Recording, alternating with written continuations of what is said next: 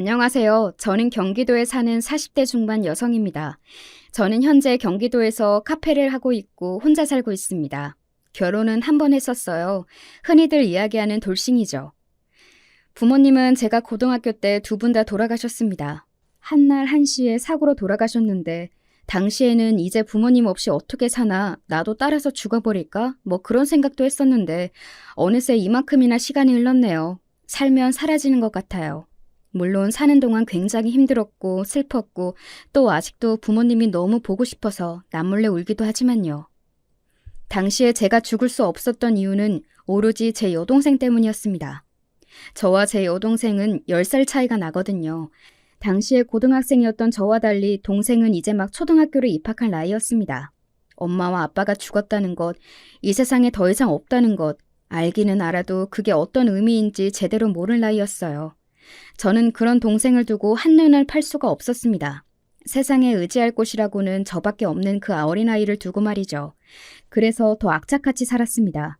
뭐든 악착같이 하면서 현실을 잊으려고도 했던 것 같아요.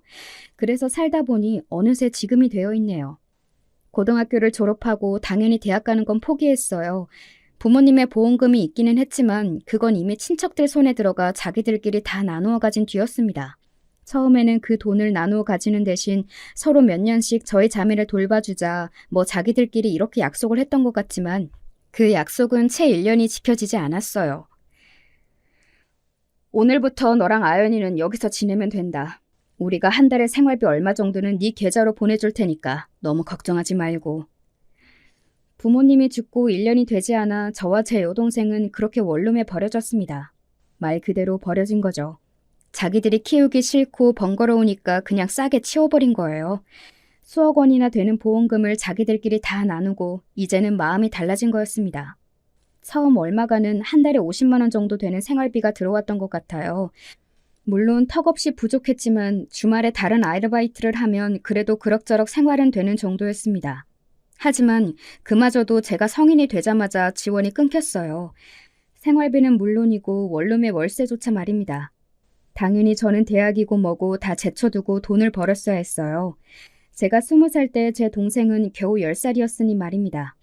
제 동생에게는 제가 친구고 언니고 또 부모였어요. 아마 동생 아니었으면 저도 부모님을 따라가거나 아니면 굉장히 엇나간 삶을 살게 되었을 거로 생각합니다. 동생은 자신이 저의 걸림돌이 된 것 같다고 늘 미안해하지만 저는 전혀 그렇게 생각하지 않아요. 동생은 저를 지탱해주는 유일한 기둥 같은 존재였습니다. 아니었으면 제대로 살지 못했을 테니까 말이죠.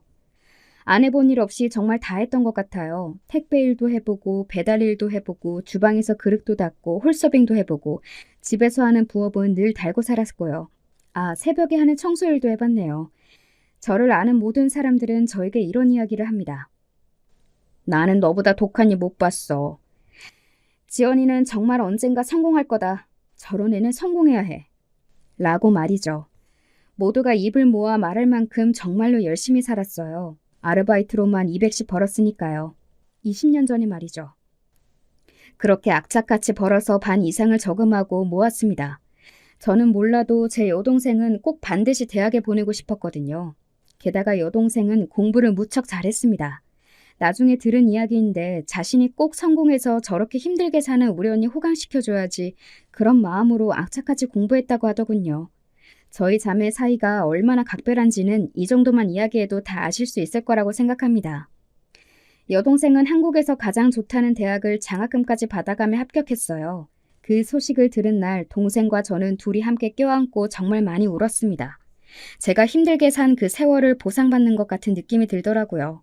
그렇게 여동생을 대학을 보내놓고 나니 한시름 여유가 생겼어요. 그동안 악착같이 돈을 모아온 덕에 동생 등록금 걱정은 하지 않게 되었거든요. 물론 본인이 장학금을 받아서 내야 할 금액이 상당히 적기도 했고 말이죠. 그렇게 제 마음에 조금 여유가 생겼을 때 남편을 만났었습니다. 남편은 제가 일을 하던 식당 중 한 곳의 사장이었어요. 당시에 저는 30이었고 남편은 38에 이미 한 번 결혼했다가 이혼을 한 돌싱남이었습니다. 하지만 저에게는 그런 건 그다지 중요하지 않았어요. 남편은 저에게 정말 잘했고 무엇보다 잘 사는 사람이었습니다. 뭐 굉장히 부자라거나 재산이 많은 편은 아니었지만 당시에 제 눈으로 보기에는 정말 잘 사는 사람이었어요. 서울에 자기 집이 있었고 또 규모가 작지 않은 식당의 사장이었고 그런 점이 말입니다. 저같이 서울에 자기 집 하나 없이 아직도 월세를 사는 사람으로서는 남편이 동아줄처럼 보였습니다. 당연히 저는 그 줄을 잡았고요.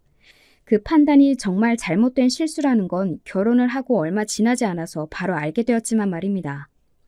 남편은 술을 좋아했어요. 그리고 술을 마시면 늘 저를 때렸습니다. 제가 밖에서 남자와 말만 해도 눈만 마주쳐도 그날은 정말 엄청나게 두들겨 맞는 날이었어요. 야, 이년아, 내가 모를 줄 알아? 너 그놈이랑 바람 피우지, 어? 아니라니까요. 오늘 처음 본 사람인데 무슨 바람을 피워요. 내가 니년 눈빛 못 받는 줄 알아? 왜? 젊은 남자 보니까 눈이 뒤집히든? 어? 말도 안 되는 소리들을 해가며 저를 때렸습니다. 정말 어지간만 했어도 저는 참고 살았을 거예요.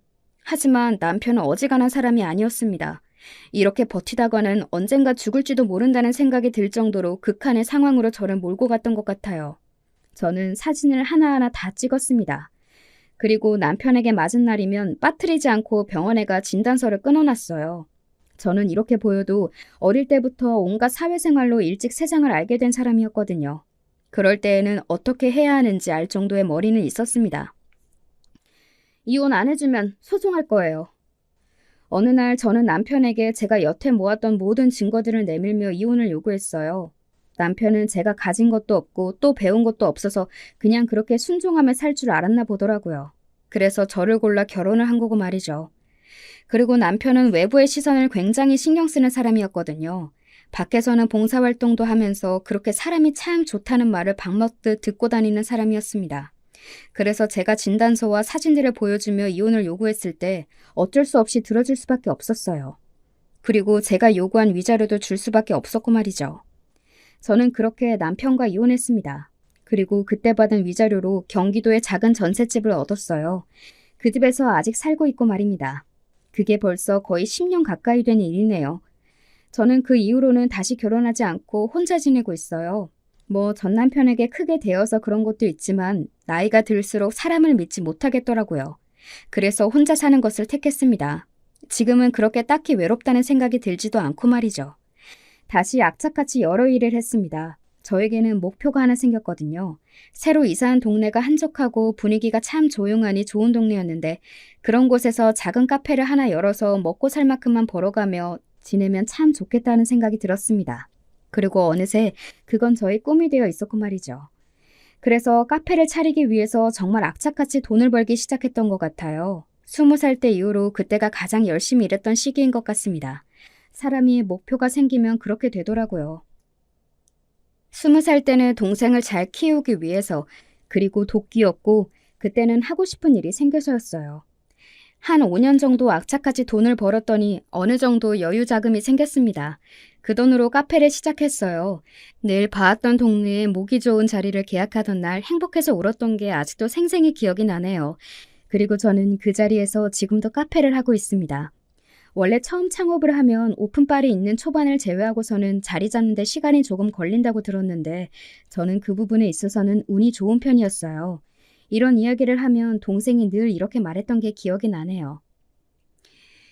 이제 운이 좋다 여길 만한 일이 생길 법도 하지. 왜? 사는 내내 운이 너무 없었잖아. 이제는 하늘도 양심이 있으면 언니 인생도 잘 풀리게 해줘야 한다고 생각해. 라고 말이죠. 동생의 말이 정말이었는지는 몰라도 저는 카페가 계속 괜찮게 되었습니다. 큰 돈을 벌지는 않았지만 그래도 소소하게 먹고 살 만큼은 계속 수입이 있었으니까요. 사실 저는 그 정도만으로도 만족하는 인생이었어요. 그리고 성공한 인생이라고도 생각했습니다. 물론 중간에 고난과 역경이 많기는 했지만 그래도 지금 내가 하고 싶었던 일을 하면서 먹고 살 만큼 벌고 당장 내일을 걱정하지 않아도 된다는 점에서 너무 행복했던 것 같아요. 어렸을 때는 당장 내일이 어떻게 될지 몰라서 불안에 떨었던 날들이 정말 많았었거든요. 그렇게 또 시간이 얼마나 흘렀어요. 언니, 나 언니한테 소개시켜줄 사람이 있어. 동생이 연애하고 있다는 것쯤은 알고 있었습니다. 동생은 대학을 졸업하고 대기업에 취직했었거든요. 그리고 만나는 남자 역시 같은 회사의 직원인 것 같았고 말이죠.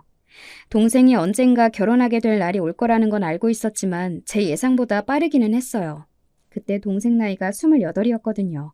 물론 굉장히 이른 나이기는 아니었지만 그래도 요즘은 보통 30이 넘어서 가는 경우가 많았으니까 저도 막연히 그래도 아직은 조금 더 뒤겠지 뭐 그렇게 생각했던 것 같습니다. 저는 이제는 더 이상 자식을 낳을 일도 없어서 평생 정말 부모된 마음은 모를 수 있겠지만 동생이 시집을 가겠다고 했을 때 아, 부모된 마음이 바로 이런 마음인가? 뭐 그렇게 생각했던 것 같아요. 눈물이 날 것 같더라고요. 동생은 그런 저를 보며 웃었지만 말이죠. 제부는 조건 자체는 정말 좋았습니다. 양친이 다 살아계셨고 아버지는 공기업을 다니셨고 어머니는 공무원이라고 했어요. 두 분 다 굉장히 좋은 분들이셔. 너 부모님 안 계신 거 알아?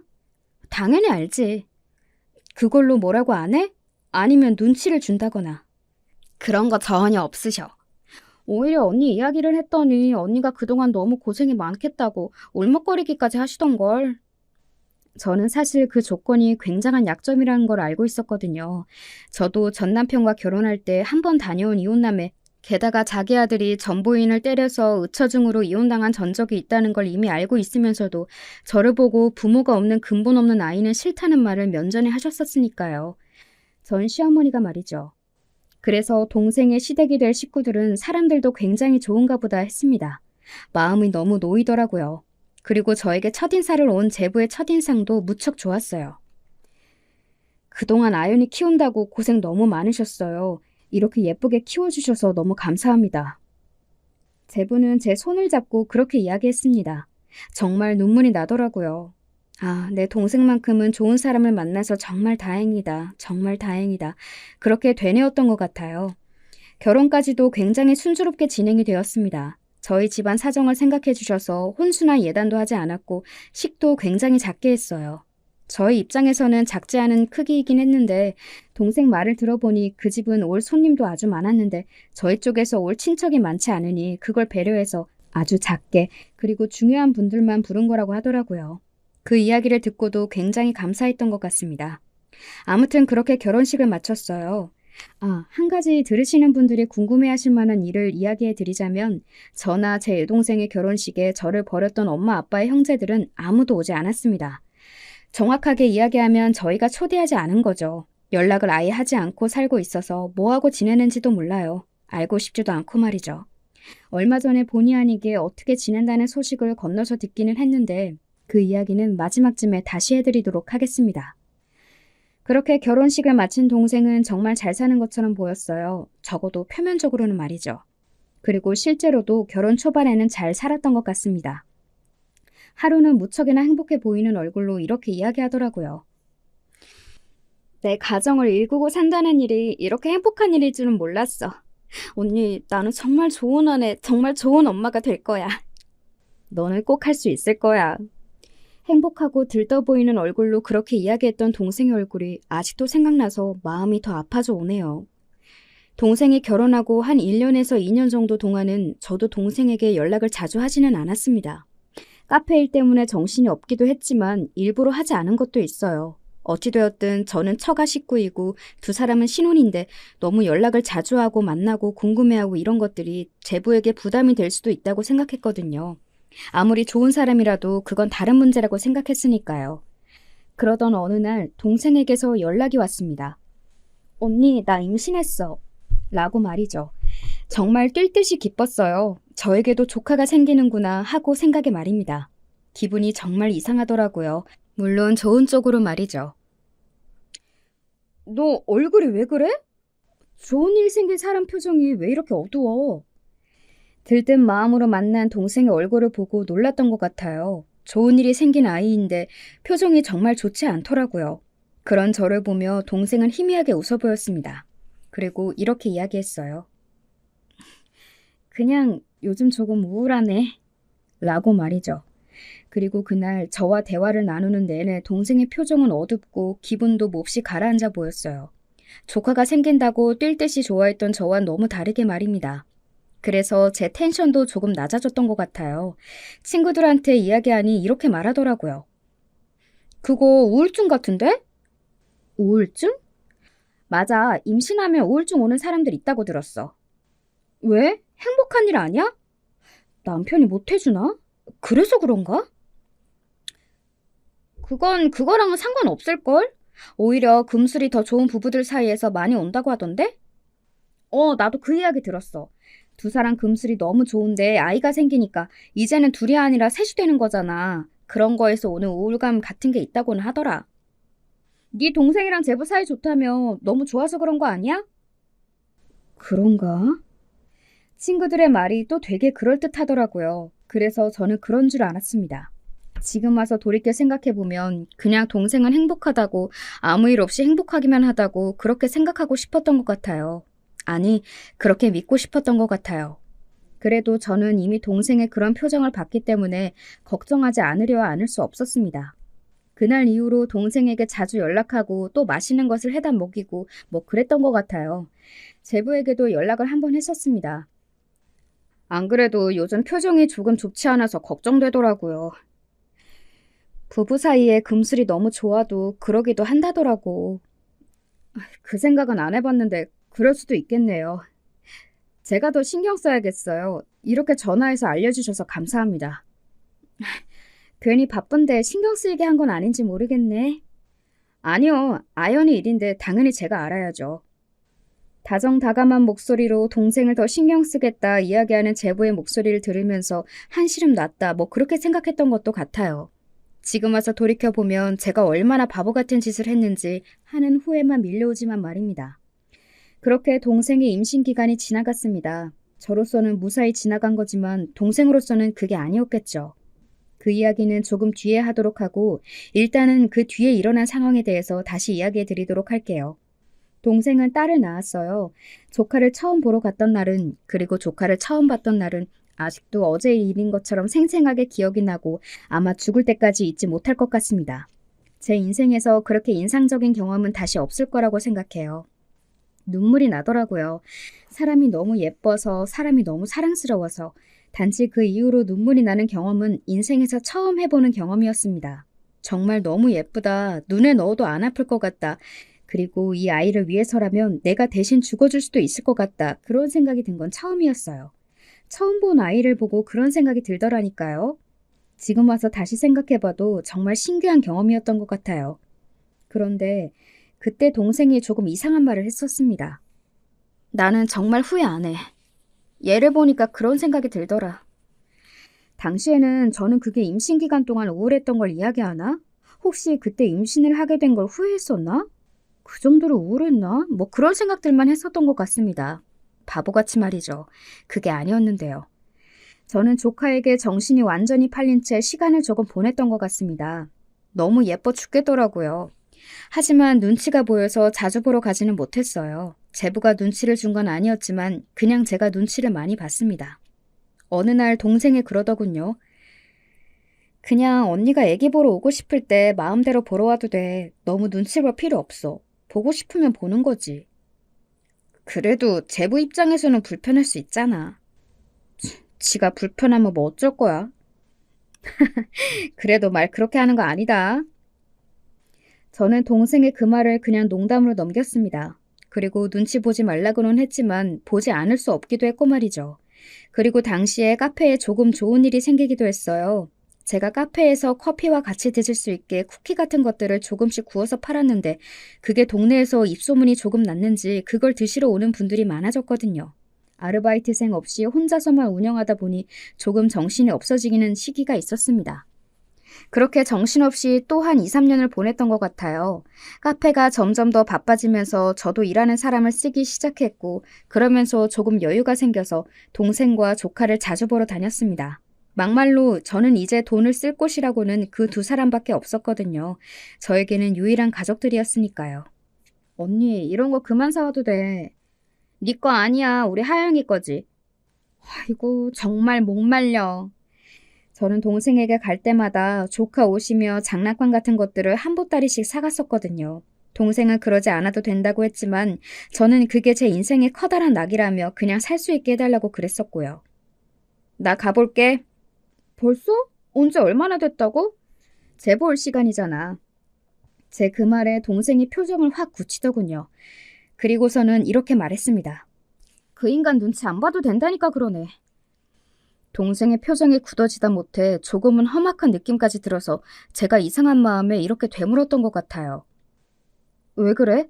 두 사람 싸웠어? 동생은 제 말에 그저 씁쓸하게 웃을 뿐 다른 말을 하지는 않더군요. 걱정이 되기는 했습니다. 하지만 부부싸움이라는 건 정말로 흔한 일이기도 했고 괜히 나섰다가 유난스러운 언니가 될까봐 걱정도 되었어요. 게다가 친구들에게서 이런 말을 듣기도 했고 말이죠. 절대 나서지 마라. 부부싸움은 칼로 물베기라는 말 알지?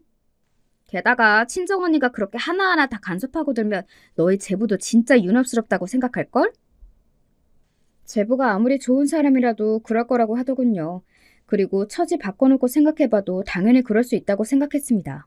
그래서 너무 간섭하고 나서고 싶었지만 온 힘을 다해 참았던 것 같아요. 지금 와서 돌이켜보면 그 순간이 가장 후회가 되는 순간 중 한순간입니다. 그때 동생에게 무슨 일이냐고 내가 도와줄 건 없냐고 물어봤었어야 했는데 말이죠. 어쩌면 동생이 도와달라고 이야기하는 거였을 수도 있었는데 말입니다. 그렇게 또 얼마간의 시간이 흘렀습니다. 동생은 그 이후로 만날 때마다 표정이 점점 더 안 좋아졌어요.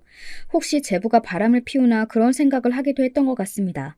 하지만 동생은 정말 저에게 아무런 말을 해주지 않았어요. 물어도 말이 없었습니다. 당사자가 입을 꾹 다무는데 저로서도 더 이상 어떻게 할 수가 없겠더라고요. 그러던 어느 날 동생이 많이 아프다는 연락을 받았습니다. 내가 갈게. 뭐 먹고 싶은 거 없어? 예전에 언니가 해줬던 김치찜을 먹고 싶어. 알겠어. 내가 다 준비해서 갈게. 동생이 저에게 뭐 해달라 이런 요구를 한 건 극히 드문 일이었거든요. 저는 그래서 오히려 반가웠던 것 같아요. 동생한테 해줄 음식들을 준비하고 바리바리 싸들고 가면서 이렇게 뭐가 필요하다고 이야기하는 동생이 너무 좋다고 그렇게 생각했었습니다. 그리고 집으로 가서 요리했어요. 동생은 그런 제 모습을 뒤에서 멀뚱히 바라보고만 있더라고요. 그리고 나지막이 이야기했습니다. 꼭 진짜 엄마 같아. 그럼 내가 네 언니고 엄마지. 동생은 가만히 제 뒤로 와서 저를 껴안았습니다. 얘가 왜 이래? 하면서 민망한 듯 웃었지만 좋았어요. 동생이 크고 시집을 가고 그러면서부터는 저에게 애정을 표현하는 일이 거의 없었으니까 말입니다. 그리고 그날은 제가 그 집에 가면서 다짐을 했던 게 있었습니다. 오늘은 너 이거 다 먹는 거 보고 천천히 갈 거야. 그런 제 말에 동생이 환하게 웃었던 게 그 표정이 아직도 아른거리네요. 그리고 한참 저녁을 차리고 있는데 제부가 회산을 마치고 왔더군요. 제가 온 걸 몰랐던 건지 들어오면서 저와 눈이 마주치고 상당히 놀란 표정을 지었습니다. 처형 오셨어요? 아, 아연이가 아프다고 해서 내가 밥 좀 해주러 왔어. 집사람 아프대요? 왜 나한테 연락은 안 하고? 제부 걱정할까봐 그랬나 보네. 이리 와서 씻고 같이 밥 먹어. 마침 다 됐어. 제부가 왜 자신에게 연락하지 않았는지 어딘가 서운한 표정을 짓는 것 같길래 제가 얼른 웃으며 이야기했습니다. 그리고 세 사람이 식사를 함께 시작했어요. 그때 처음으로 두 사람 사이에 뭔가 심각한 일이 있나 하는 생각이 들기는 했습니다. 밥을 먹는데 동생이 유난히 말이 없더라고요. 제부가 오기 전까지만 해도 저에게 조곤조곤 이런 이야기 저런 이야기를 했었거든요. 그리고 제부의 표정도 어딘가 좋지 않아 보였고 말이죠. 너무 맛있네요. 이 사람이 처형 부른 이유가 있는데요. 입맛에 맞다니 다행이네. 요즘도 카페 손님 많아요? 뭐 이런저런 이야기를 하며 식사하는 동안 동생은 정말로 단 한마디도 하지 않았습니다. 두 사람 무슨 일 있냐고 턱 끝까지 질문이 차올랐지만 정말 안간힘을 다해 참았어요. 그리고 밥을 먹고 뒷정리를 했습니다. 제가 할게요. 아니야, 내가 다 해주고 가고 싶어서 그래. 그리고 뒷정리까지 싹 하고 나서는 방에 누워있는 동생에게 인사를 했습니다. 이제는 가야겠다고 생각했거든요. 그런데 동생이 제 손을 꽉 붙잡더군요. 언니, 너무 고마워. 뭘 이런 걸로 고마워해. 언제든지 이야기만 해. 언니는 네가 원하면 뭐든 다 해줄 수 있으니까. 알겠지? 진심이었어요. 저는 동생이 원하면 정말로 뭐든 다 해줄 수 있었습니다. 동생은 세상에서 제가 가장 사랑하고 아끼는 사람이었으니까요. 그리고 지금도 여전히 제 삶의 원동력이고 가장 아끼는 사람이고 말이죠. 제 그런 말에 동생이 가만히 제 손을 잡고 울먹거리더군요. 아프니까 센치해지나 보다 별별 생각이 다 드나 보다 했던 것 같아요. 저도 아플 때 돌아가신 부모님이 더 보고 싶고 그립고 그래서 울기도 하고 그러거든요. 잠시 옆에 앉아서 그렇게 동생을 토닥여주다 나왔던 것 같아요. 짐을 챙겨서 나오는 내내 마음이 너무 무거웠습니다. 하루 자고 가고 싶었어요. 아니면 우리 집으로 데리고 가서 며칠 데리고 있고 싶었습니다. 그렇게 마음이 무거운 채로 집으로 가던 길에 동생에게 혹시 또 먹고 싶은 건 없냐고 물어보려고 휴대폰을 꺼내려 했어요. 어? 휴대폰이 어디 있지? 두고 왔나?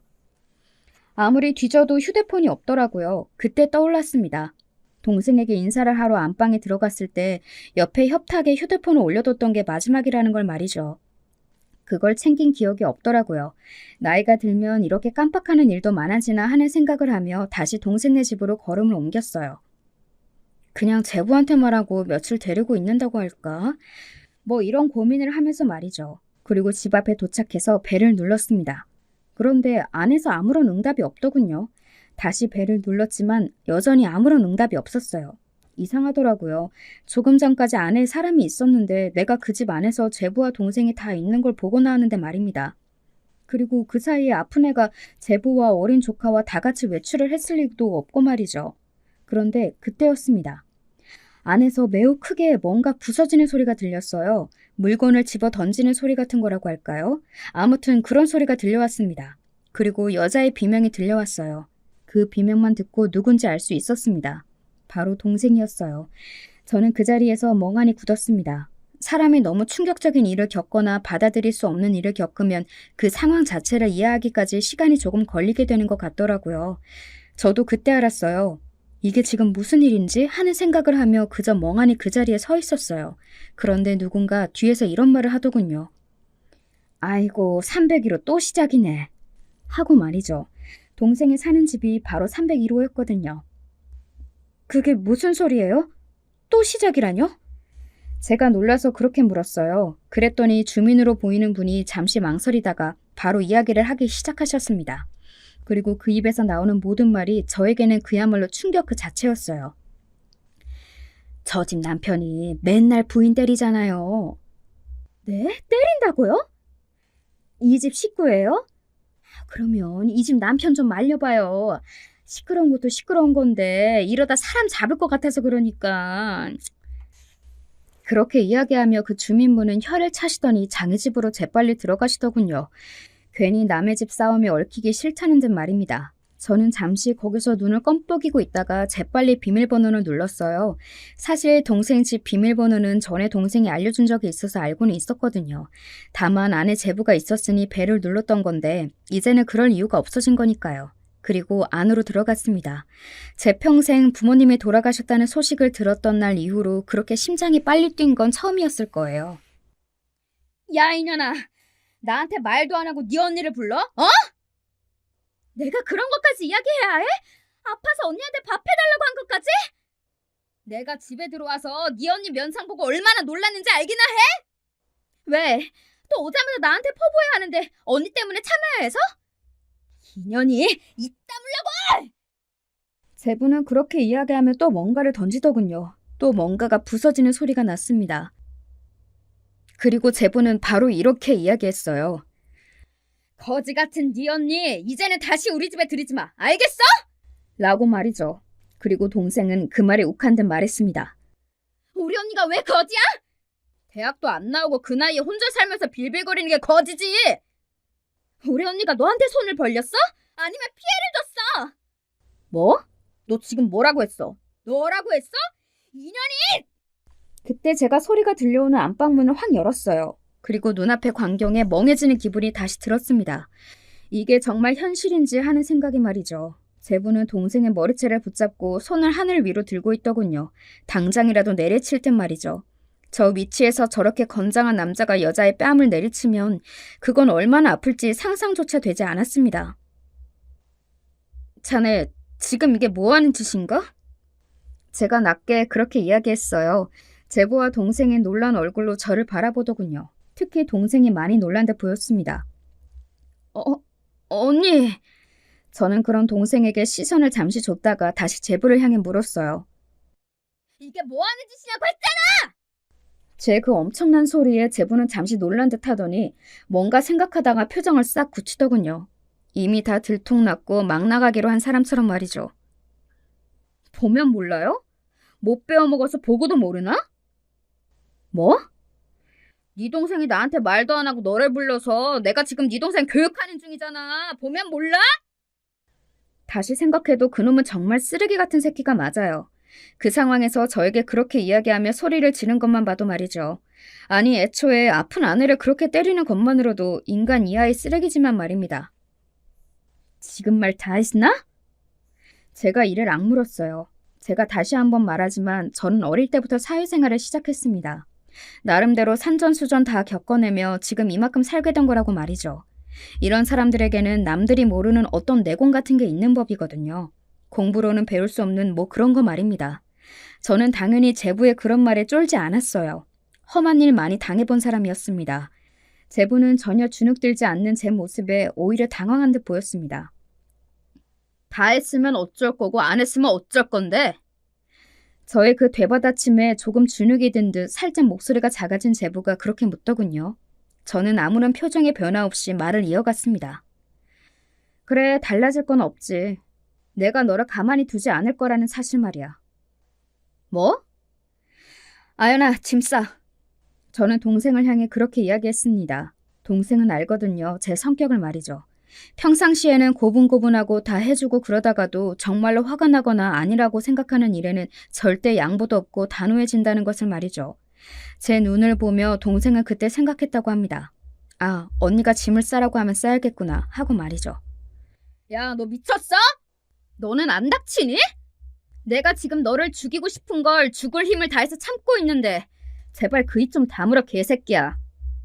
제 그 말에 제부가 조금 놀란 눈으로 저를 바라봤습니다. 저에게서 그런 말이 나올 거라고 생각하지 못한 듯 했어요. 하지만 이내 다시 흥분해서 소리를 고래고래 지르기 시작했습니다. 제 눈에는 가짜났지만요. 야, 내가 그러면 뭐 어쩔 것 같아?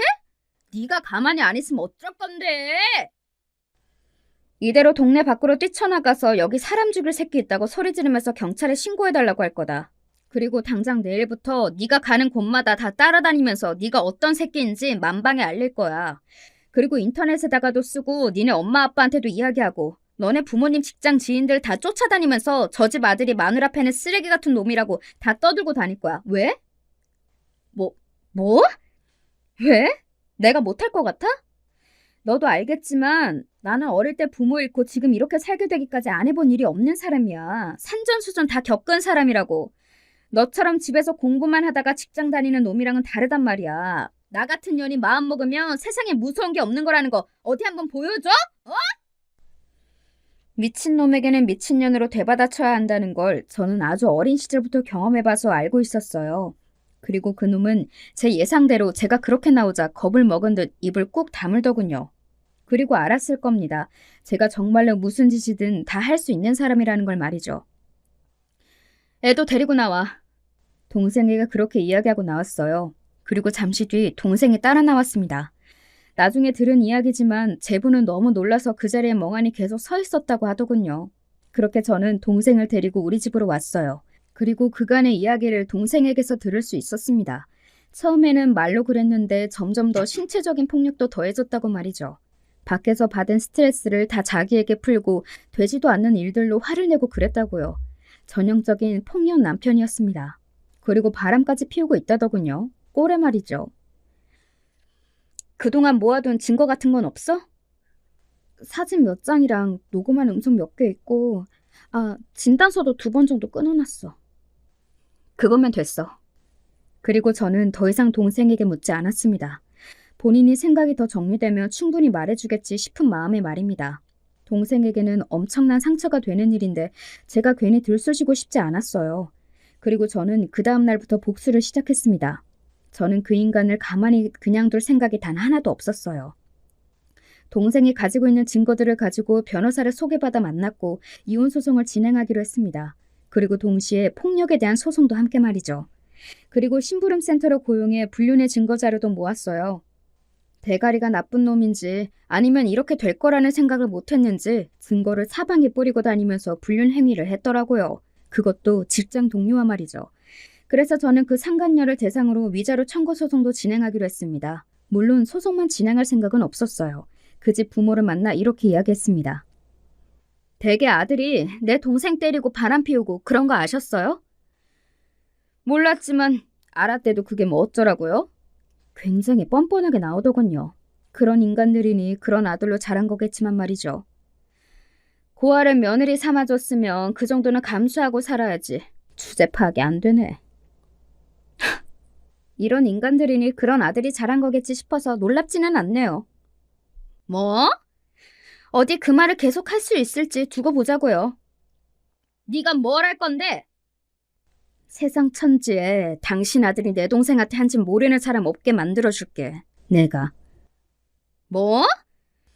내 목숨을 걸고 그렇게 할 거야. 대한민국에 발 못 붙이고 살겠다는 생각 들게 해줄 거라고 내가. 그리고 저는 그날 했던 그 말을 이뤄냈습니다. 엊그제 그 식구들이 저를 다 찾아와서는 무릎을 꿇고 싹싹 빌었으니 말이죠. 제발 그만하라고요. 제가 어떻게 했냐고요? 우선 그 상간녀 위자료 청구 소송의 소송장을 회사로 날리면서 모두가 알게 했습니다. 그 상간녀도 유부녀였고 그 남편도 심지어 같은 회사에 다니고 있었으며 그 남편과 제부는 친한 사이였더라고요.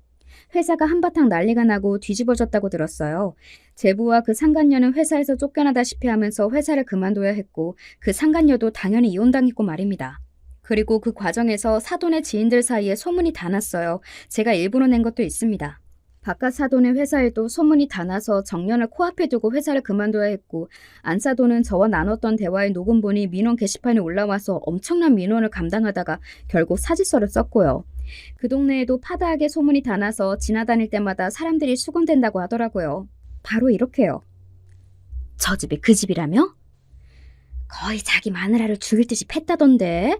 그리고 저 집 엄마가 고하니까 그렇게 맞고 살아도 되지 않냐고 그랬대. 아이고 그렇게 안 봤는데 진짜 나쁜 사람들이네.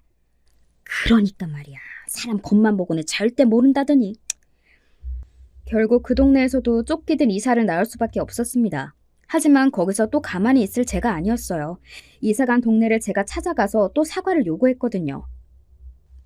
사람을 죽일 듯이 패고 고아 며느리니까 맞아도 된다고 그렇게 살아도 된다고 하시고 팬 걸로도 모자라 바람까지 피운 아들 싸고 도시는 분 제발 자기 며느리한테 사과 좀 하세요. 이렇게 도망 다니지 마시고. 그리고 그로부터 며칠 지나지 않아 저와 제 동생에게 찾아와서는 다 같이 무릎을 꿇게 된 거고 말입니다. 얼른 사과 안 해? 죄송합니다. 제가 죽을 죄를 지었습니다. 제부는 정말 사과를 죽어도 하기 싫은 얼굴로 이를 악물고 그렇게 말하더군요. 아직도 그럴 수 있다는 게 정말로 기가 막혔던 것 같아요. 진짜 미안한 거 아니지? 미안하다고 방금 했잖아요. 네 태도를 보니까 저는 미안한 사람의 태도가 아닌데? 내가 더 해야 할 것 같은데? 너 취직했더라? 제 그 말에 제부의 얼굴이 하얗게 질렸습니다. 저는 취직을 한 걸 알고 있었거든요. 그리고 그 회사에도 소문을 낼 생각이었고 말이죠.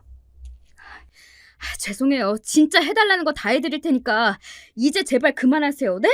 저 여기서 쫓겨나면 진짜 이제는 갈 곳 없어요. 조금 전까지 그렇게 당당하던 인간은 어딜 가고 제 바지가랑이를 붙잡으며 사과하더군요. 저는 그런 제부를 보고 차갑게 이야기했습니다. 사과를 할 대상이 내가 아니잖아? 제부는 그제야 동생에게 머리를 조아리며 석고대죄하기 시작했습니다. 사실 저는 거기서 끝낼 생각이 없었어요. 지구 끝까지 쫓아다니면서 인생을 망하게 하고 싶었습니다. 하지만 동생이 말리더군요. 그런 인간 몰릴 대로 몰리면 언니 물 수도 있어. 물려도 돼. 내가 그게 싫어서 그래. 그리고 나나 우리 애한테 무슨 짓을 할지도 모르고. 동생 말을 들으니 그만해야겠다 싶더라고요. 궁지에 몰리면 무슨 짓을 할지 모르는 게 또 사람이잖아요. 그리고 그런 인간은 더더욱 말입니다. 동생이나 조카에게 그런 일이 생기는 건 정말 바라지 않았어요. 그래서 제보에게는 다시는 죽을 때까지 우리 앞에 나타나지 말라는 이야기와 그러겠다는 약속을 받아내고 마무리했습니다. 물론 그 과정에서 재산 분할이나 위자료 이런 건 다 받기는 했어요. 그리고 결과적으로 좋은 직장을 잃었고 작은 회사에 다니게 되었으며 인간관계도 다 박살이 났기 때문에 제부가 잃은 것도 많기도 했고 말이죠. 물론 그의 부모도요. 솔직히 저는 아직도 분이 다 풀리지 않았습니다. 더 할 수 있고 더 하고 싶어요. 하지만 저에게는 지켜야 하는 소중한 사람이 있잖아요. 그래서 참고 있고 앞으로도 참을 겁니다. 그들을 위해서 말이죠. 동생은 정신적으로 이런저런 충격을 많이 받았었기 때문에 상담을 받고 있어요. 그러면서 지금 제 카페 일을 도와주고 있습니다. 안 좋은 일만 있었던 건 아니에요. 좋은 일도 물론 있습니다. 제가 운영하는 카페에 쿠키가 동네에 아름아름 소문이 나서 동네 분들이 많이 사간다고 했잖아요. 그게 어디 유튜브에 유명한 분이 소개를 해주셨는지 어느 날부턴가 손님이 엄청나게 많아졌어요. 그래서 얼마 전부터는 쿠키를 택배로 보내는 일도 시작했습니다. 주문이 엄청나게 많아서 지금 감당이 안 될 정도예요. 이렇게 정신없이 바쁘니 좋지 않은 생각들을 덜하게 되는 것 같기도 하고 말이죠. 저나 동생 모두가 다 말입니다. 그리고 얼마 전에 들었는데 저를 버리고 갔던 저희 부모님의 형제들 말이죠.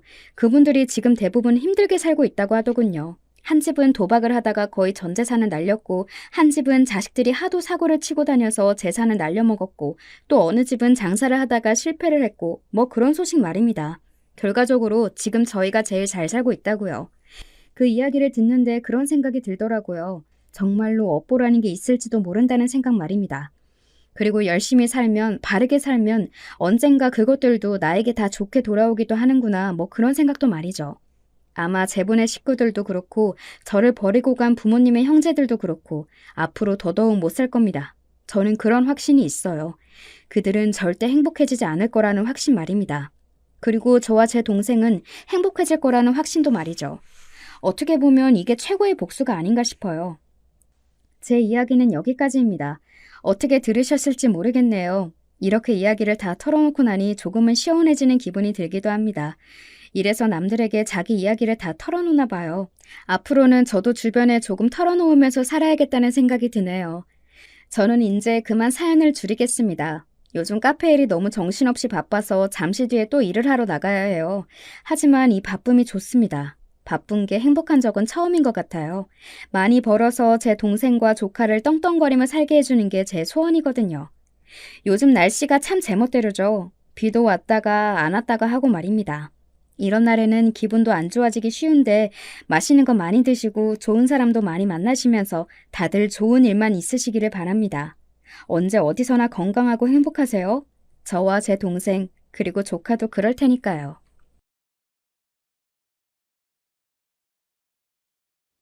안녕하세요. 저는 사연에 빠지다 여성의 독자입니다.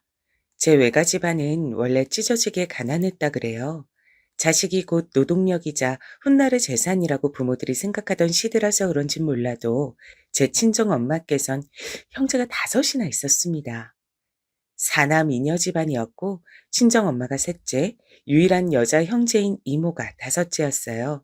그런데 장남인 제 큰애 삼촌께선 일찍이 실족사로 명을 달리하셨습니다.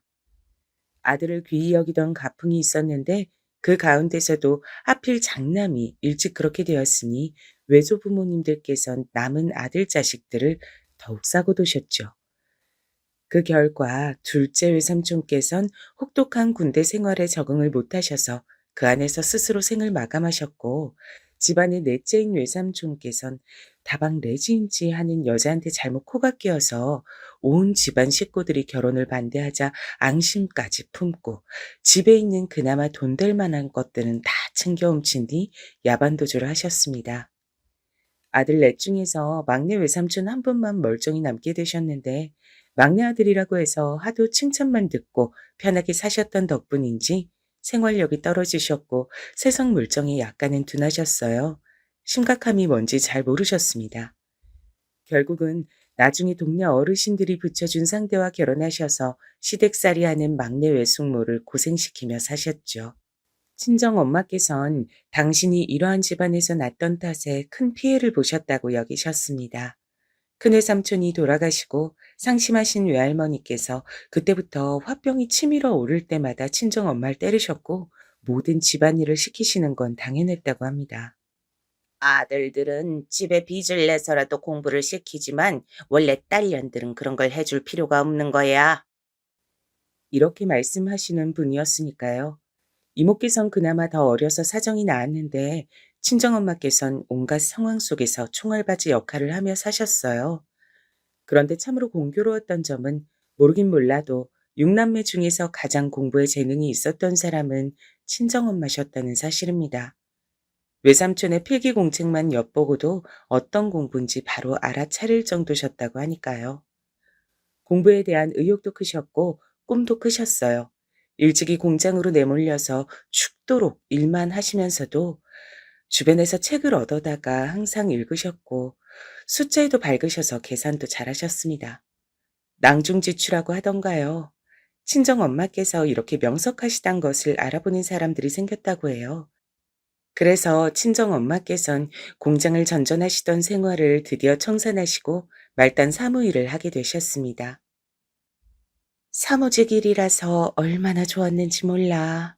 그랬건만 집안 넷째가 돈이 될 만한 거라면 싹 다 훔쳐다가 야반도주를 했던 거지. 나는 선망하던 사무직 일을 시작하자마자 버는 족족 집에 다 갖다 바쳐야만 했어. 그때는 내가 안 그랬다간 오만 손가락질을 받는 천하의 불효녀가 될 것 같았거든.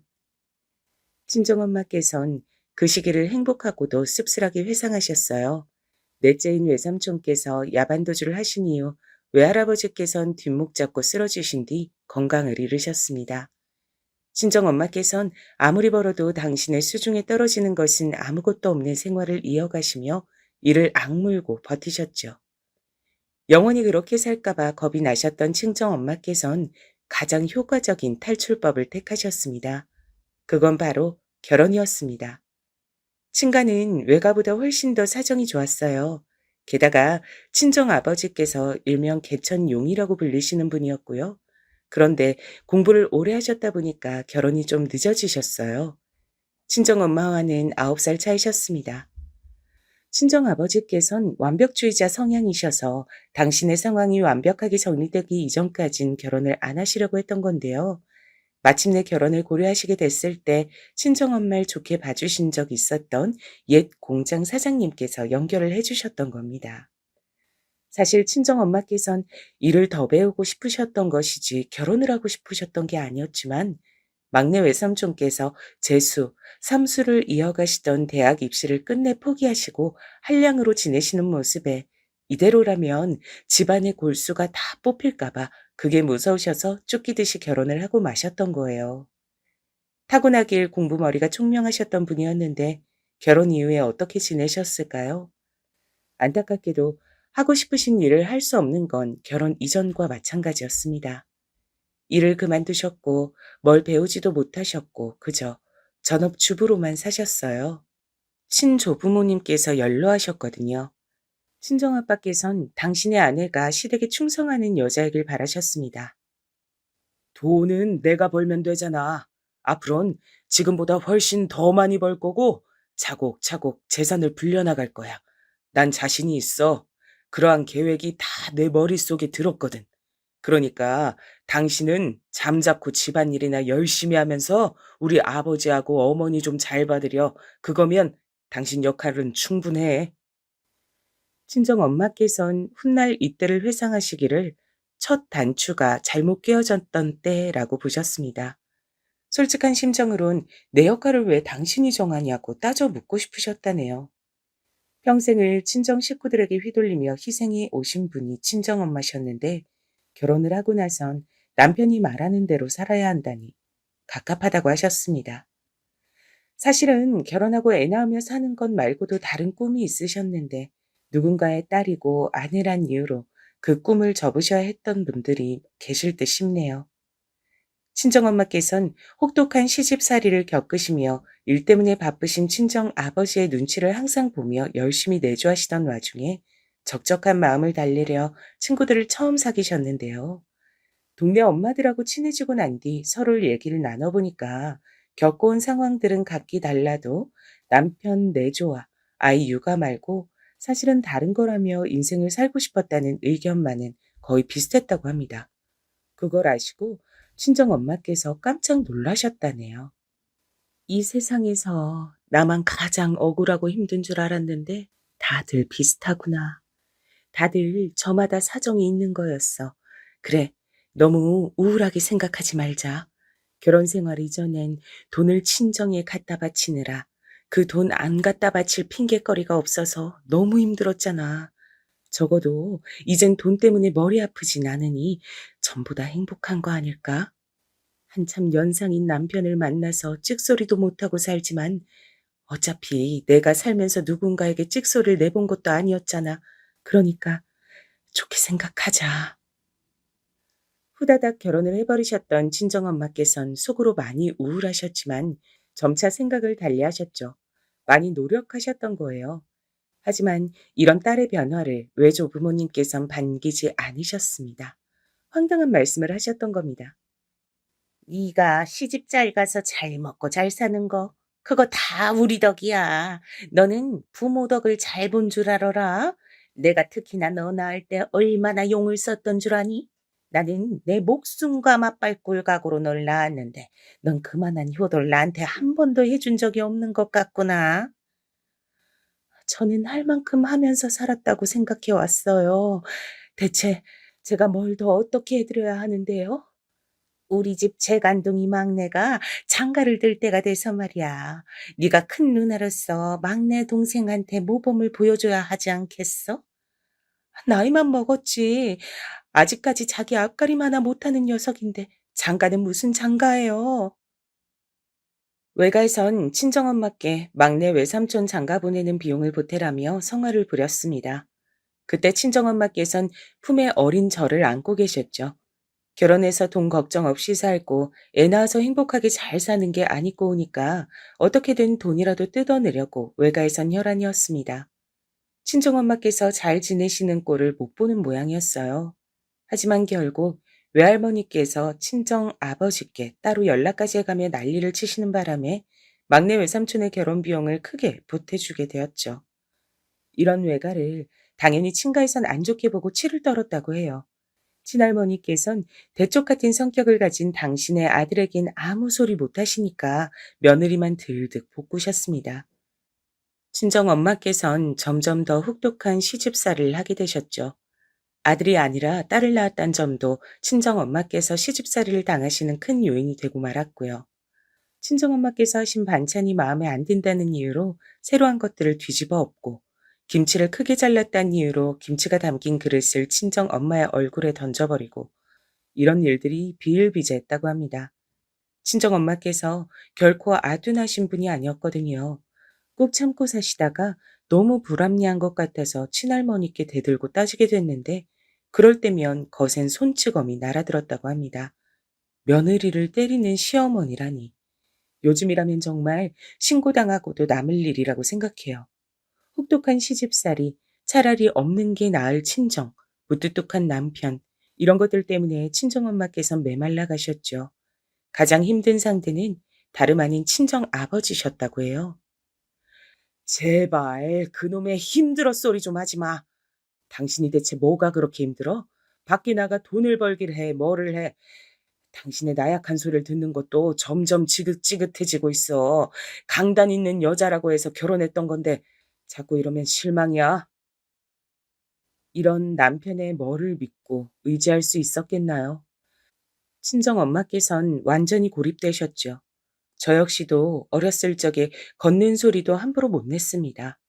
TV를 보며 크게 웃기라도 하면 친할머니께서 달려와 제 등을 때리셨거든요. 손자도 아니고 손녀면 적당히 눈치 있게 행동하라는 소리를 항상 들었습니다.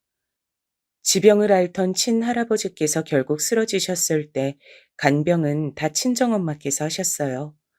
오죽하면 긴 병에 효자 없다는 말까지 있을까요?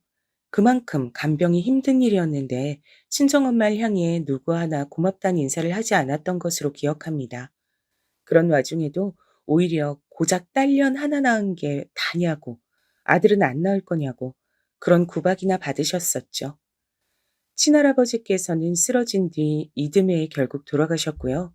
장례식장에서도 친정엄마께선 누구보다 힘들게 바삐 일하셨습니다. 그럼에도 항상 남편 돈으로 판판히 노는 여자라는 소리를 들으셨어요. 기가 막힐 노릇이었죠. 제가 10살 때 친정엄마께서 드디어 두 번째 임신을 하셨었는데요. 그때 친할머니를 비롯한 분들이 친정엄마께 힘들게 김장김치 혼자 다 시키고 그래서 유산을 하셨습니다. 태어나지도 못하고 세상을 떠난 제 동생은 남자아이였죠. 뱃속의 아들은 왜 못 지킨 거야? 이 쓸모없는 거사. 이제 네가 앞으로 또 임신이 되겠니? 그게 쉽겠어? 너 어찌려고 이렇게 귀한 아들을 떠나보낸 거야? 친할머니께선 적반하장으로 당신의 가슴을 치시며 탄식하셨습니다. 제가 느끼기론 바로 그때부터였던 것 같아요. 유산을 겪은 친정엄마께서 눈이 돌아가시고 정신이 휙 돌아가셨던 게 그걸 기점이었던 듯 싶습니다. 그때부턴 완전히 당신의 시댁을 향해 미친 사람처럼 구셨어요. 집안 행사가 있어서 다 같이 모였을 때 친할머니께서 또 아들 타령을 시작하시자 친정엄마께서 상을 뒤엎으셨습니다. 그럼 어디서 남자아이 주워다가 아들 삼을게요. 자식 삼으면 될 거 아니에요. 근데 저한테는 그럴 돈 없으니까 돈 주세요. 아들 키우게 돈 달란 말이에요. 땡전 한 푼 지원해 준 적 없으면서 자꾸 어디서 큰 소리야? 뭐 하나 해줄 능력들도 없으면서 목소리만 높이면 다야? 어차피 아들한테 용돈 타 쓰잖아. 같은 사람한테 돈 타서 쓰는 건 똑같으면서 왜 자꾸 나한테만 남편 덕보고 편하게 산다며 욕을 하는 건데? 당신 지금 어른들 다 보시는 앞에서 무슨 행태야? 미쳤어? 그래, 나 미쳤다. 미친 사람들 제대로 상대해 주려고 나도 똑같이 미쳐버렸다. 어쩔래? 친정 아버지께서 만류하셨지만 소용없었죠. 친정 엄마께선 뒤엎어진 상을 걷어 차셨으며 저를 데리고 그곳을 빠져나오셨습니다. 뒤에서 친할머니께서 곡소리를 내셨지만 돌아보지 않았고요. 큰 고모께서 저희 모녀를 급히 따라 나오셨고 친정엄마께 욕을 했습니다. 그러자 친정엄마께선 망설임 없이 큰 고모의 뺨을 세게 후려치셨어요. 다른 분들도 따라 나와봤다가 그 광경을 보고 뒤집어졌고요. 친할머니께서 악다구니를 쓰시며 친정엄마께 달려드셨는데 놀랍게도 친정엄마께서 친할머니의 머리채를 잡으셨습니다. 머리털 몇 가닥 안 남은 이 뽑을 머리도 다 뽑아주겠다고 하면서 그렇게 외치시는 친정엄마의 모습은 난생 처음 보는 광경이었죠. 그날 진짜 난리도 아니었어요. 아무도 친정엄마를 막지 못했고 그 이후로 저희 모녀가 친가의 발걸음을 하는 일은 없었습니다. 친정 아버지께서 나중에 회상하시길 친정 엄마께서 그러다가 말겠지 싶었다고 하셨다네요. 억눌려 참아왔던 것들을 쏟아내시고 나면 잠잠해질 것이라고 생각하셨대요. 하지만 아니었습니다.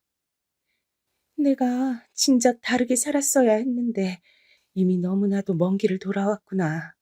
내 인생이 한스럽고 후회된다. 나처럼 멍청하게 산 사람도 세상에 또 있을까? 친정 엄마께선 마음의 병을 앓고 계셨으니까요. 거울 속의 당신을 스스로 마주하실 때마다 한숨을 쉬신다는 걸 저는 알고 있었습니다. 외할머니께서 뇌졸중으로 쓰러지시고 난 이후에는 더욱 그랬죠. 깊은 애증은 갈무리할 자를 찾지 못했고 친정 엄마께선 외할머니께서 돌아가시던 그날까지 속에 화병을 안고 사셨습니다. 마음의 병은 기어이 몸을 망가뜨렸어요. 자주 병원 신세를 지시게 되었죠.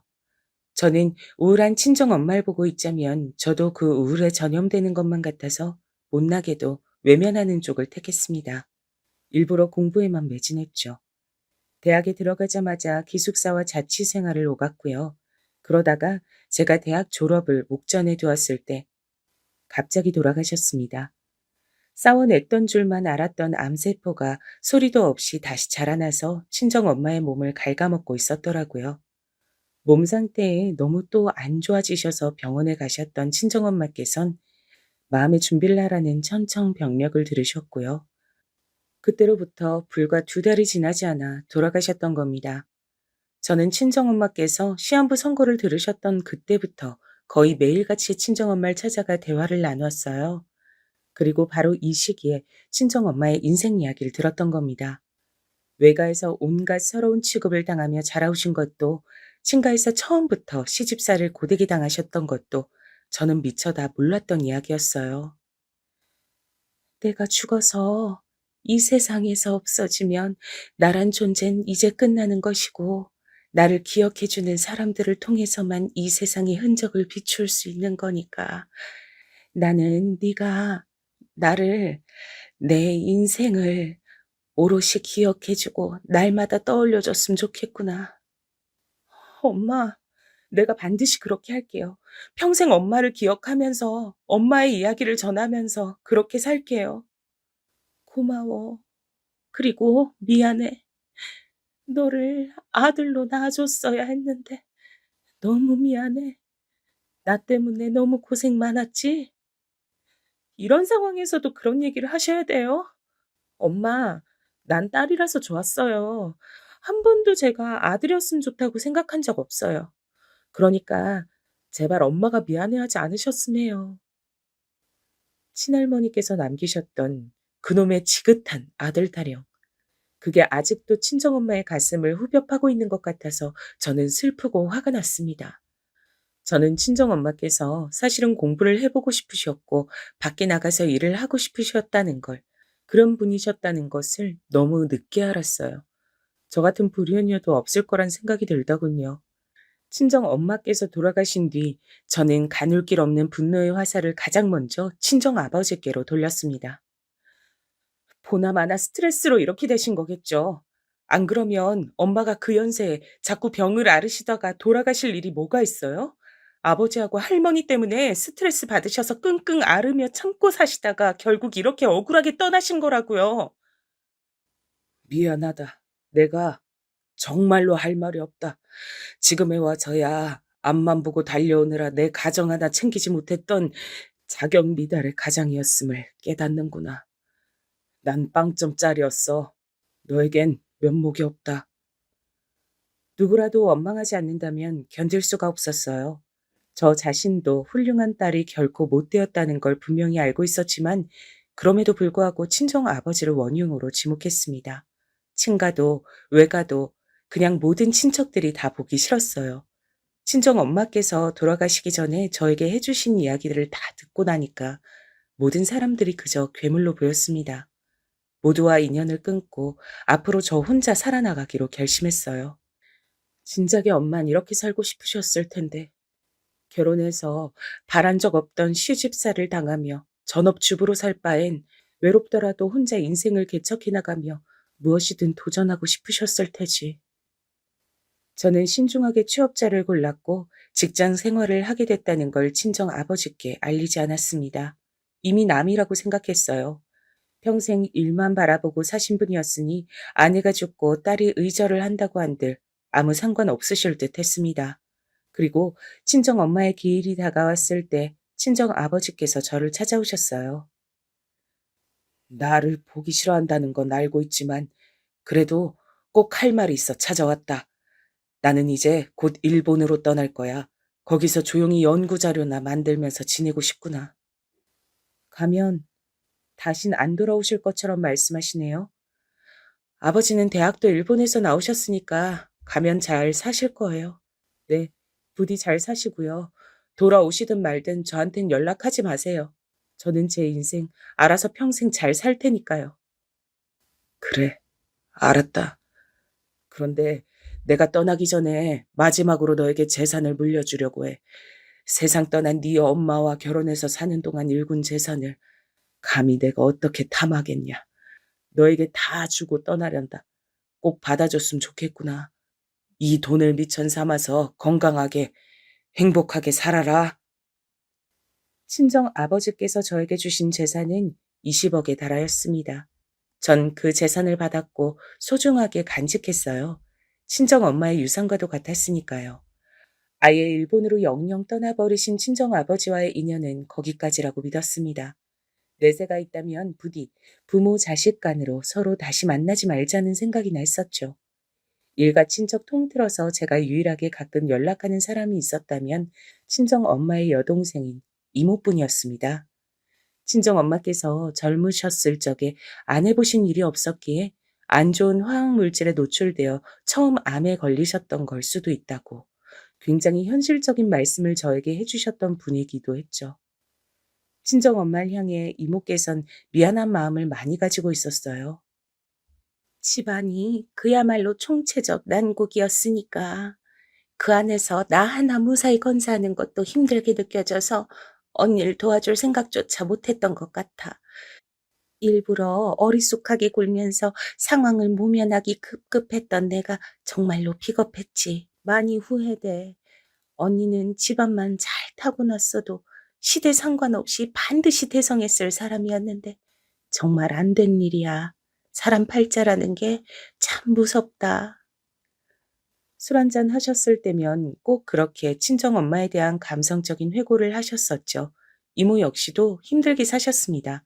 하지만 친정엄마와 다른 점이 있다면 결혼을 잘하셨단 점이었어요. 비록 유복하진 않아도 화목한 집안의 남자를 만나셨으니까요. 단란한 가정을 꾸리고 평범하게 사셨습니다. 제가 바로 이모 때문에 결혼을 하고 싶어졌던 거예요. 만약 제가 이모라는 경우를 보지 않았다면 친정 엄마께서 겪으신 일들 때문에라도 절대 결혼 근처에 기웃거리진 않았을 겁니다.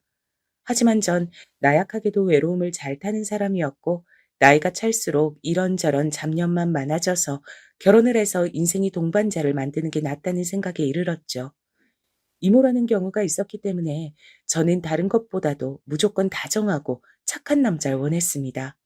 똑똑하고 잘난 남자, 돈 많은 남자, 별로 그렇게 구미가 당기지 않았어요. 친정 아버지를 봐왔으니까요. 그래서 남편은 유쾌하고 재밌는 사람이었습니다. 제가 그런 점을 마음에 들었죠. 그리고 꿈도 많은 사람이었어요. 세상 돌아가는 일에도 정말 관심이 많았고요. 연예계의 이모저모를 다 꿰고 있어서 남편과 있으면 언제든지 제 귀가 쉴 틈 없이 즐거웠습니다. 저는 세상에 이런저런 뉴스를 알아보는 게 귀찮아서라도 잘 몰랐는데 남편은 저와 상반되게 잡지식에 강했어요. 또한 자기 사업의 뜻을 가지고 있다는 점도 멋지게 보였습니다. 시부모님은 두 분 다 연로하신 분들이었어요. 게다가 시골 분들이시기도 했죠. 난 가족이라곤 이모뿐이고 민철 씨도 부모님 건강이 요새 안 좋다고 하시니까 결혼식은 그냥 약식으로 조촐하게 하는 게 어때? 그래, 좋아. 괜히 허례허식으로 결혼식을 크게 벌일 필요가 뭐 있어? 우리 둘만 좀 됐지. 나랑 생각이 똑같다니. 너무 좋다. 사실은 내가 부모님 유산도 좀 가지고 있고 그러니까 결혼할 때 나보고 돈 좀 쓰라고 민철 씨가 그럴 줄 알았어. 근데 내 착각이었네. 왠지 우린 결혼해서 싸울 일도 없을 것 같아. 벌써 이렇게 잘 맞잖아. 에이, 그 돈이 어떤 돈인데 함부로 내가 이래라 저래라 하겠어. 말도 안 되는 소리야. 나는 우리가 남들 신경 안 쓰고 그렇게 서로만 바라보면서 살았으면 좋겠어. 우리 꼭 그렇게 살자. 남편은 당시에 세상에서 가장 독특하고 유별난 사람으로 보였습니다. 좋은 의미로 그랬죠. 작게 시작한 사업을 원대하게 키우고 싶다는 열망이 있으면서도 돈에 집착하지 않는 점이 가장 신기했습니다. 남편에겐 제 지난 얘기를 다 해줬어요. 다만 친정 아버지께서 살아계시다고 얘기하지 않았고 친정 엄마께서 그렇게 돌아가셨던 이후 친정 아버지께서도 얼마 지나지 않아 돌아가셨다고 얘기했습니다. 왜냐면 어차피 저는 평생 친정 아버지와 교류하는 일이 없을 터이고 아직 살아계시는 분과 연을 끊어서 영영 안 보고 사는 중이라고 하면 남편이 언젠가는 속으로 저를 냉혈한이라고 생각하는 날이 올까 봐 걱정돼서 그랬습니다. 친정아버지께서 돌아가시며 물려주신 유산이 있다고 남편에게 알렸었지만 결혼하면서 그 돈을 쓰자느니 하는 이야기를 남편은 단 한 번도 한 적이 없었어요. 그래서 저는 제가 정말 가족 복 중에서도 다른 건 몰라도 남편 복은 있는 사람이라고 생각했습니다. 결혼식은 조촐하게 올렸고 신혼생활은 아담한 전셋집에서 시작했어요. 시댁은 시골이라서 거리가 꽤 멀었습니다. 시부모님께서 건강도 썩 안 좋으시다 보니 딱히 활발하게 왕래하며 살 일은 없을 거라고 생각했어요. 하지만 전화를 너무 일찍 받게 됐죠. 어머님, 어쩐 일로 이 시간에 전화를 다 주셨어요? 다음 달에 제사 있는 거 들어서 알고 있지? 너는 필참하여 제사를 돕거라. 부지런 떨어서 일찍 오는 게 좋을 거야. 알았니? 네? 어머님 제사라고요? 아, 그래요? 전 아직 들은 바가 없었는데 이따가 민철 씨 일 마치고 집에 오는 대로 상의해 볼게요. 상의를 할 게 뭐가 있어? 당연히 일찍 제사 준비하러 와야지. 근데 너 저녁상은 다 차렸니? 저도 이제 막 퇴근해서 집에 온 거라서요. 아직이요. 얼른 차려야죠. 매사 부지런히 움직여라. 알았니? 결혼을 했으면 드러눕는 일 없이 자기 서방을 위해 계속해서 움직이는 게 아녀자의 기본적인 도리다. 그래서 저녁상은 뭘로 차릴 거니? 아, 네. 그냥 집에 있는 것들로 잘 차려봐야죠. 고기 좀 볶을까 싶어요. 민철 씨가 양념한 고긴 다 맛있게 먹더라고요. 그래. 넉넉하게 준비해서 차리고 웬만하면 너는 고기 말고 다른 반찬 위로 젓가락을 움직여라. 알았니? 고기는 자기 서방이 다 먹고 젓가락을 내려놨을 때 그때 남아있는 걸 마음 놓고 먹는 게 아녀자의 배려인 거다. 네? 아, 알았습니다. 어머님 그렇게 할게요. 네가 의지하며 살 가족도 마땅치 않고 그래서 입맛에 맞게 잘 버무려 데리고 살면 좋은 제목일 것 같아서 너를 내 막내 아들과 살게 허락해 준 걸 너는 항시 가슴에 새기며 지내라. 결혼한다고 했을 땐 이런 방구도 없으셨던 분인데 갑자기 돌변해서 왜 이러시는 건지 영문을 알 길이 없었습니다. 시어머니의 발언이 좀 어처구니가 없긴 했는데 나이 지긋하게 드신 분이고 게다가 시골 분이시니까 아무래도 생각이 꽉 막히신 것 같다고 생각은 했고요. 적당히 잘 맞춰드리면 그만일 거라고 판단했는데 그게 아니었습니다. 시골에서 적적하신 건지 어쩐 건지 시도 때도 없이 저에게 전화를 하셨어요. 당신의 아들은 사업을 하는 귀중한 사업가님이시기 때문에 아무 때나 전화를 해선 안 된다며 그러니까 만만한 며느리를 붙잡고 통화하시는 거라고 시어머니께선 그렇게 말씀을 하시더라고요. 그때까지만 해도 남편의 사업장이 별로 바쁘지도 않았습니다.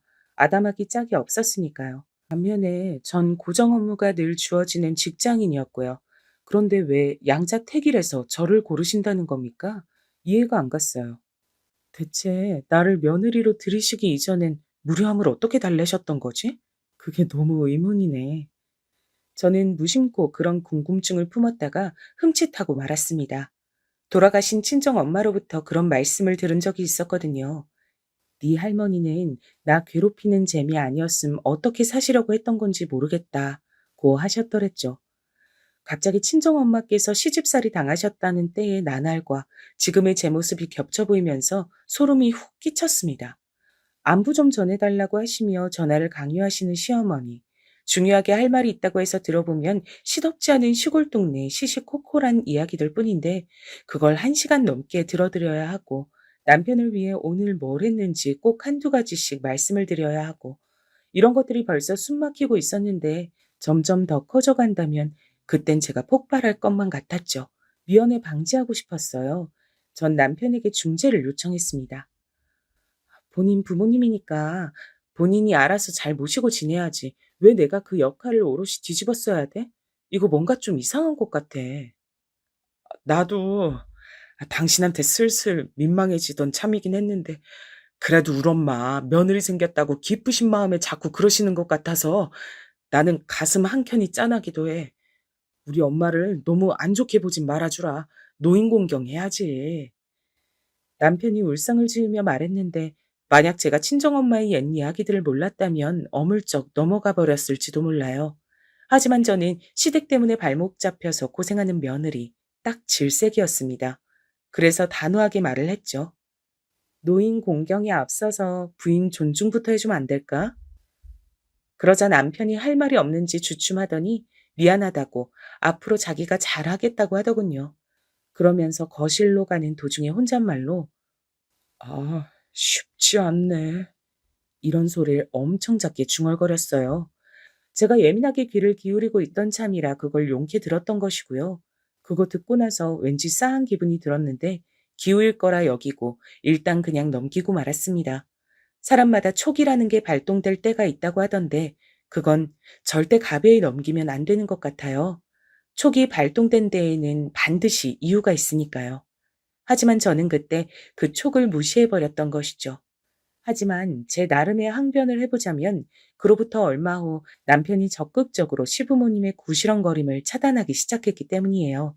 시도 때도 없이 저에게 간섭을 해대셨던 시어머니를 남편이 딱 나서서 그러지 못하시도록 말려줬습니다.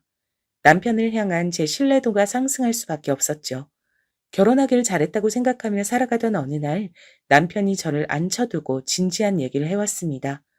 자기가 여태까지 단 한 번도 저에게 돈의 디귿자도 꺼낸 적이 없었는데 이번만큼은 꺼내야겠다고 하면서 사업의 주 고개를 해외로 돌리려면 지금이 적기이고 몸집을 키워야 할 때인데 자금이 필요하다고 하는 겁니다.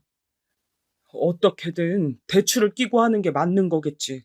나처럼 수중에 돈이 없는 사람들은 다 그렇게 하겠지. 맞아. 나도 알아. 하지만 나에겐 당신이랑 구원투수가 있으니까 내가 이게 외면이 안 된다. 당신이 혹시 나를 도와줄 수는 없을까? 나 사업에 정말 자신감 넘치는 남자야. 반드시 성공해 보일 수 있어. 나 좀 믿어주라. 얼마나 사업에 열의가 있고 재능이 있는 사람인진 그간 옆에서 지켜봐온 나도 잘 알고 있어.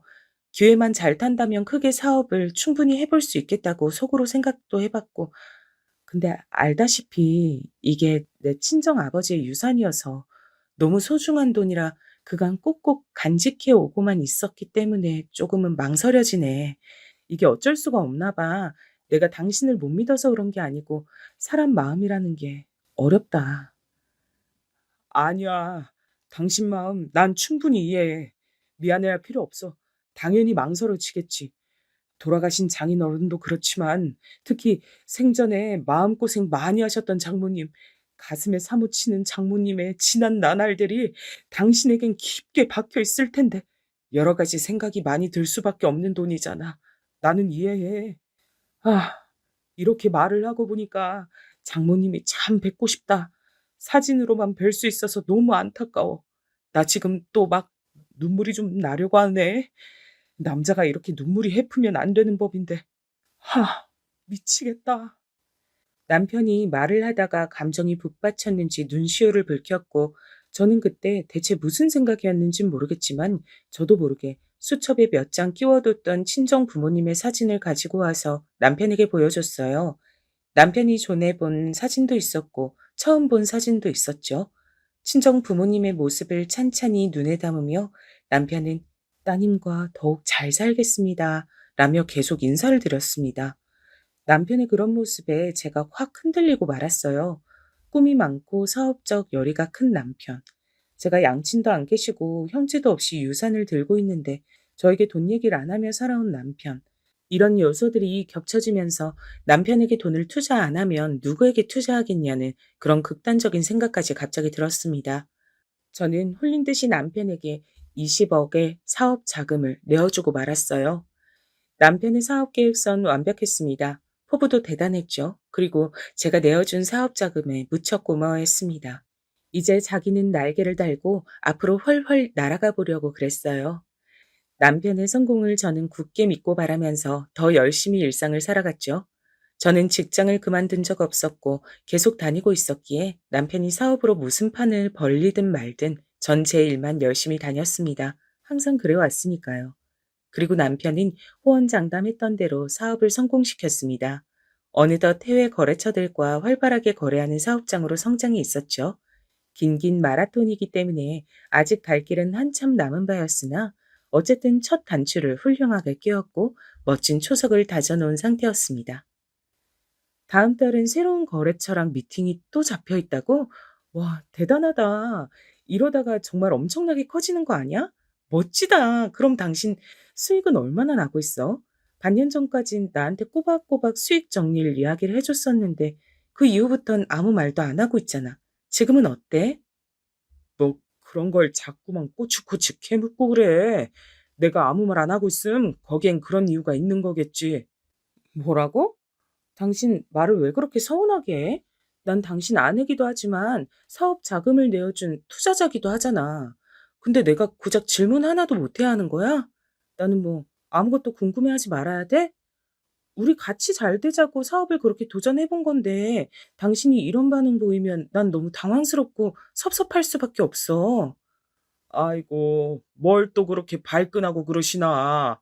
내가 그냥 요새 좀 피곤해서 예민하게 반응했던 것뿐이야. 그러니까 얼른 화 풀어. 당신이 신경 쓸까 봐 내가 굳이 말을 안 했던 것뿐인데 사실은 우리 부모님이 몸 이고 어쩌고시 아프다고 요즘에 자꾸 성화를 부리셔서 내가 그게 좀 신경 쓰여 그랬어. 몸이 아프시다기보단 외롭고 심심하셔서 그러신 게 뻔하거든. 그래서 내 마음이 좀 안 좋더라. 아버님하고 어머님이? 정말? 그랬구나. 나 전혀 몰랐어. 내가 당신 위한답시고 여태까지 꽁꽁 입을 다물고 있었으니 당신은 모를 수밖에. 어휴, 난 너무 바쁘고 사업 때문에 집중해야 할 것들이 많으니까 우리 시골집까지 가보기가 너무 여의치가 않아. 불효자라서 너무너무 두 분한테 죄송스럽다.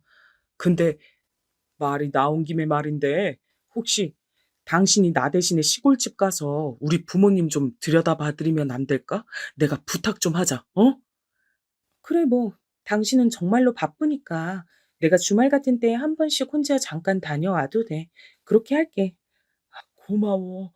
역시 당신뿐이야. 그럼 꼬박꼬박 좀 부탁할게.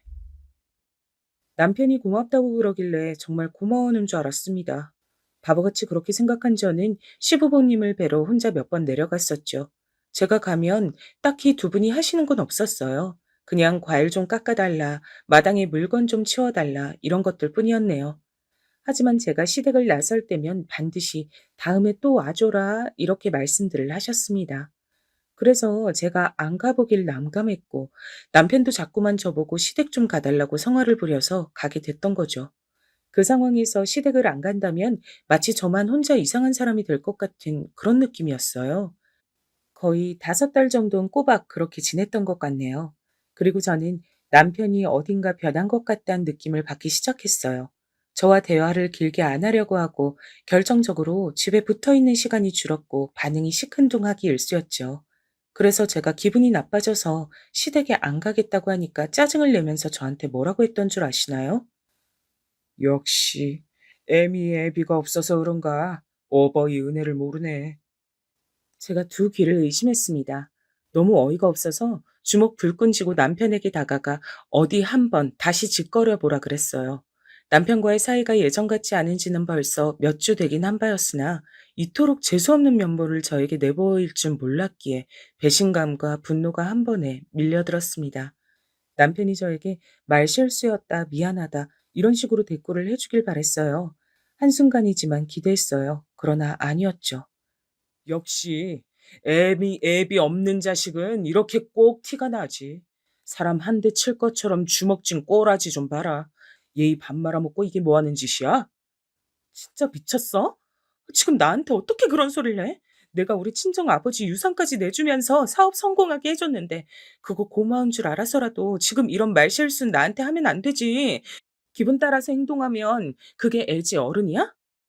말실수 아닌데? 제발 말실수라고 믿고 싶은가 봐. 하긴 죽은 지 엄마가 결혼 생활 시궁창에 처박히고 망했으니 자기만은 제발 결혼 생활 안 망하길 바라고 싶겠지. 근데 어떡하냐? 나는 이제 네가 필요가 없어요. 이 미친놈이 아까부터 뭐라고 하는 거야? 그동안 나한테 보여준 모습들은 그럼 전부 다 가짜이기라도 했다는 거야? 내 손에 진짜 죽고 싶어서 이래? 주인 잃고 버려진 똥개 마냥 불쌍한 모습이 내 동정심 자극하긴 했지. 자기 부모 얘기만 살짝 좋게 해줘도 자기 죽은 엄마를 좋게 생각하는 척만 해줘도 기뻐서 꼬리 흔들면서 어쩔 줄 모르는 그 모습이 참 웃겼어. 내가 구성해왔던 사업을 네 덕분에 실현시킬 수 있었다. 이것만은 고마워. 너처럼 못생긴 여자는 내 팔자에 원래 없었는데 돈 때문에 내가 잠깐 참고 살았지. 네 역할은 이제 끝났으니까 내 인상에서 퇴장해줬으면 좋겠어. 그래줄 수 있지? 야, 험악 표정 좀 풀어라. 그렇다고 네가 날 한 대 칠 수 있기를 뭐를 해. 답답하게 당하며 살았던 네 엄마처럼 너도 그냥 쭉 당하면서 살아. 그러다 네 엄마 따라 병 걸려 일찍 죽으면 나는 땡큐. 그 순간에 이성을 잡을 수 있는 사람이 세상에 얼마나 될까요? 그런 모욕 앞에서 평정심을 유지할 수 있는 사람이 몇이나 되겠냐고요. 어쨌든 전 아니었죠. 그래서 저는 꽉 쥐고 있던 주먹을 있는 힘껏 남편의 얼굴을 향해 날려주었습니다. 그러자 남편이 겨우? 하면서 저를 도발했고 그때부턴 제가 아예 정신줄을 놓고 엉엉 울면서 남편에게 되는 대로 팔을 휘둘렀던 것 같아요. 남편을 마구 때리면서 돈이나 내놓으라고 소리를 질렀었죠. 소란 때문인지 집으로 경찰이 왔습니다. 남편은 오만 엄살을 다 떨면서 신혼과 함께 못 일어나는 척을 했고 나중에 도착한 구급차에 실려갔어요. 기어이 진단서를 끊더군요. 그러더니 저에게 이혼을 하자고 했습니다. 저랑 못 살겠다고 했어요. 저는 누구 좋으라고 이혼을 해주냐며 어림도 없다고 했죠. 그러자 남편은 저에게 억울한 누명을 씌우며 이혼 소송을 걸었습니다. 남편의 모욕에 제가 주먹을 날렸던 것까진 저도 인정하는 부분인데 제가 시부모님을 괴롭혔다는 건 받아들일 수가 없었죠. 저보고 시댁에 자꾸 가라고 했던 게 이런 거짓 누명을 씌우기 위함이었던 거예요. 제가 먼 시댁에 주기적으로 드나들었던 게 당연히 남아 있었고, 시부모님께서 며느리가 올 때마다 공포에 떨었다고 거짓 증언을 하면 끝이었습니다. 제가 황당하게 낚여버렸던 거예요. 미치도록 억울했습니다. 죽도록 분했습니다.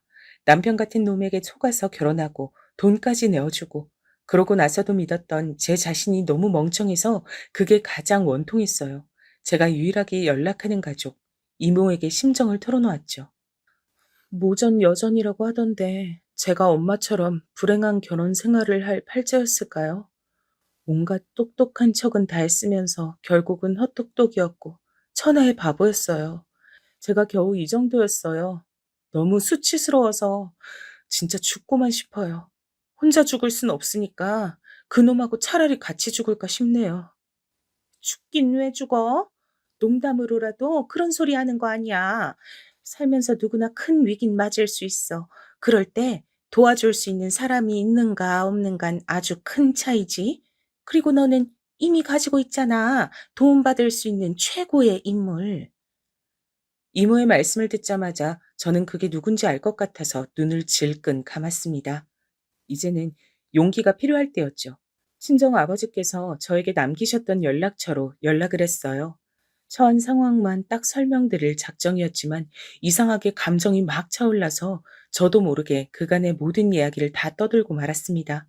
어느새 울고 있었고요. 그런데 제 긴긴 이야기를 다 들으신 친정아버지께선 딱 한 말씀만 해주셨어요. 그래, 알았다. 이제 내가 알았으니 너는 아무 걱정도 하지 마라. 그 순간 정말로 마음이 스르르 풀리며 가벼워지더라고요. 이윽고 이혼 재판 당일 남편 놈은 먼저 와 있었고 면상에 비열한 웃음을 걸고 있었어요. 절 보고선 그 웃음을 유지했지만 제 옆에 함께 등장한 인물을 보고선 서서히 그 웃음을 지워갔습니다. 사진 속에서 몇 번이고 봤던 얼굴이었으니까요. 너는 애미 애비도 있는 자식이 왜 이렇게 예의범절이 부족해? 장인어른을 봤으면 인사를 드려야 할 것 아니야. 제가 통쾌한 한마디를 날리자 남편 놈이 기절할 듯이 놀라더라고요. 뭐, 뭐라고? 장인어른? 돌아가신 게 아니었어? 네 놈이 바로 내 사위놈이냐? 살아있어서 미안하구만. 그리고 네 놈의 사업장을 박살낼 예정이니 그것도 내가 미리 미안하다고 얘기를 해야겠군. 감히 대가리에 피도 안 마른 햇병아리 새끼가 사업을 한답시고 설쳐대? 우습기 짝이 없네.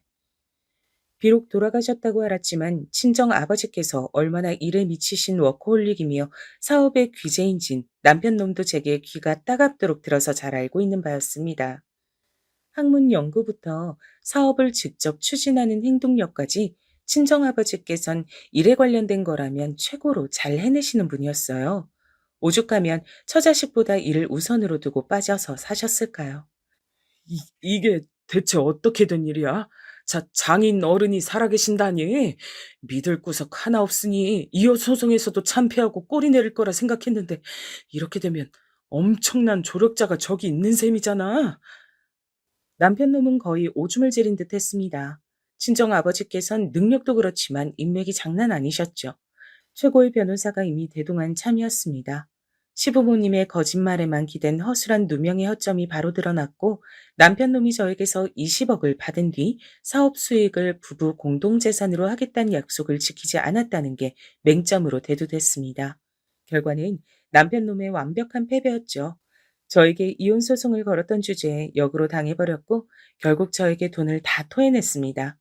친정 아버지 앞에서 남편 놈은 하루살이보다도 보잘것없이 보였어요. 힘없이 날아가 버리더군요. 저는 당당하게 몫을 다 챙기고 이혼할 수 있었어요. 모든 건 친정 아버지 덕분이었죠. 감사하고 민망하고 죄송했습니다. 하지만 친정 아버지께선 그런 저를 다 꿰뚫어 보셨어요.